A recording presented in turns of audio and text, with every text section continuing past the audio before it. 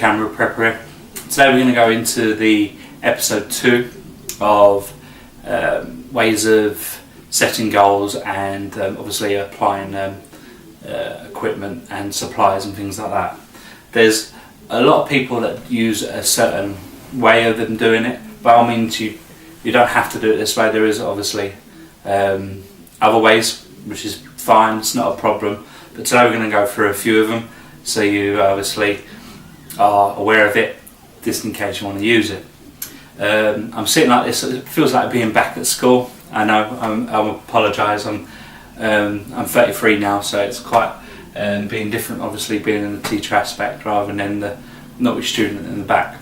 The way I do set myself goals and I acquire my week supply or my 3-month supply, etc, is what I'm going to show you now. I'm also going to show you another way as well. So there will be a stage where I will pause the camera and zoom in so you can see the board a little bit more clearly. Today we're going to go through the wheels. I have 2 wheels that I use. One wheel for setting myself goals and another wheel for gaining my food supplies and water and equipment, etc. Which there is another wheel as well. So what we're going to do now is that I'm going to have a quick short break so I can zoom in so you can see what I'm doing as well. So bear with me a minute, I'll be back in touch. Okay. Hey YouTubers, it's me again. So what we're going to go through today obviously is the circles. So again, I use the circles for pure reason is that I'm not afraid to admit it. I suffer from dyslexia.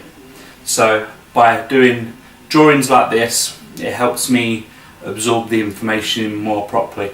Like watching a video or anything like that, I absorb it more than actually writing things down on a piece of paper or reading a book. I absorb it just by drawings and videos. So this is the reason why I do this. So what you need to do, obviously, I'm going to show you the first one and then we're going to work, obviously, I'm going to show you the next one as well and then what you can do. So what you need to do now, forgive me again, this is like art attack and teaching. You want to draw a mini circle in the middle. Okay, so there's a little circle in the middle and then keep doing a circle around. Forgive me, I'm not the best artistic person. So continue to do the circles like this and then in the middle here is 1 week. Okay, so 1 week, this is the way I do it.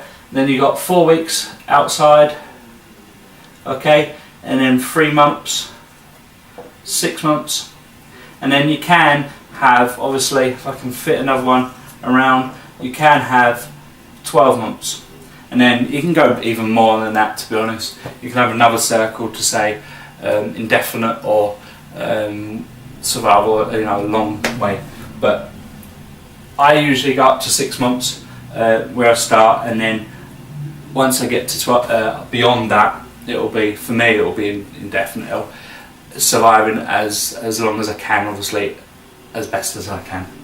So this one is obviously, it'll be the same as goals and survival in terms of equipment and things like that as well. So for instance, for week 1, what do you want to achieve in week 1? So you want to have your plan done. You want to, I don't know, you want to have a couple of supplies ready for your bug out bag. You want to sort out your medical kit and things like that.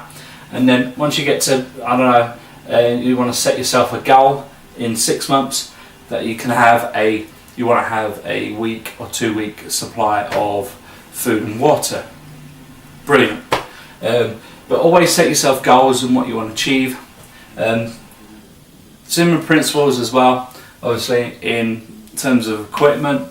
You never start here on the 12 months. You always start inward and work your way out, okay?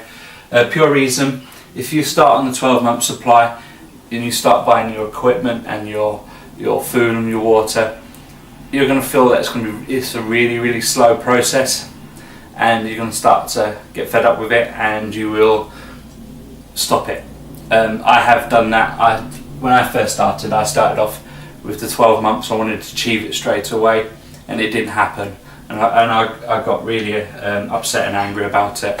And then I started off back at week 1, and I found I'm more comfortable, working on my steps and things like that. I haven't even got, and I've been doing it for 5-6 years now, I haven't even reached my 12-month supply yet. I barely got even my 6 months. So it's just to give you an idea. Obviously, you're still prepping, even if you're 5-6 years into your whatever you're doing, your preps. So do not worry if you have just started or you're 6-7 months in, you haven't got your 3 or 6 month supply of food or your water and equipment. Do not worry. It's more important to have knowledge than it is equipment, to be honest. So always work on the inside, okay, and then work your way out. This including your goals as well. Once you've achieved your week 1 goals, by all means, you can create more. So what you want to achieve in that particular week, and then you keep doing it and doing it. But if you feel that one task or one goal, it might take 6 months or 12 months to stick it in there. Obviously, some people obviously there is other ways where it goes goals like this, and then they want to go goal 1. They want to do the plan in 1 week. That's fine. It isn't a problem. You can do that. I just prefer doing like this. It makes it more stand out for me, so I know what I've got to achieve. There's other people, okay, so I'll just go back here, that do this way. They do an upside down triangle like this. You've probably seen this on food charts as well, on what you can eat and what you can't eat. So down here is like your saturated fats, and all up here is like your greens and things like that. So it's a very, very similar way. You just put the lines across here, and then you have 1 week, 4 week, 3 months, 6 months and 12 months. So there is ways of doing it, there is ways of charts of doing it. Yes, it depends on your preference really. I tend to use this one, but what I do is I will do the circle, I will put them inside here in pencil so I can reuse it again and so forth, and then down the side I write it as well and the date that I completed it, so I don't have to go back again. There is other ways, obviously. By all means, there are probably other videos that will tell you a different way to this. That's fine. It's whatever you feel is right for you. I started off like that 6 years ago. Still use it now, and I have done for many years, so it was worked well for me. But it's whatever your preference really is, really. Hope this video was informative. I will go into more detail of more the practical side now. I wanted to get the theories out. Things like, obviously, let's just quickly rub this off. Let's quickly go through actually before we do finish. In terms of how you do your plan, we quickly go through this and how you do your plan. So we went in the recent video is the first questions you need to answer. Actually, I don't need to write. First questions you need to answer is what you're prepping for is why. So that will be your first page. Okay, so the first couple of pages, and then you write a list of all the disasters that you'll think will happen in your area or in your country. For me, in my area, it's flooding, most particularly. We've had a few blackouts in our area. We've had a few gas mains bursts. We have a nuclear power station. It is a pretty distance away, but obviously if something happens there, we could be at risk. We have obviously on the outside part, it can fall in. We have wars, obviously. Thankfully, no wars have touched our soil, UK soil, in a very, very, very long time. We have gale force winds and things like that. So these are my main things that I plan, and write down first. But there are other things that you can do. There is in this country, even though it's quite offshore, there is an earthquake sort of thing there. So possible if you're on the coast, you could get something there as well.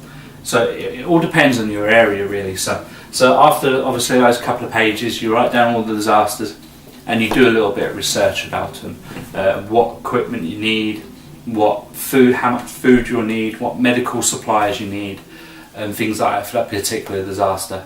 So for instance, if it's a virus, a biological attack, you're going to need some protective equipment for that particular thing, but obviously you won't need it for flood, will you? So you need to write down what you would need, and then you slowly and gradually buy those supplies.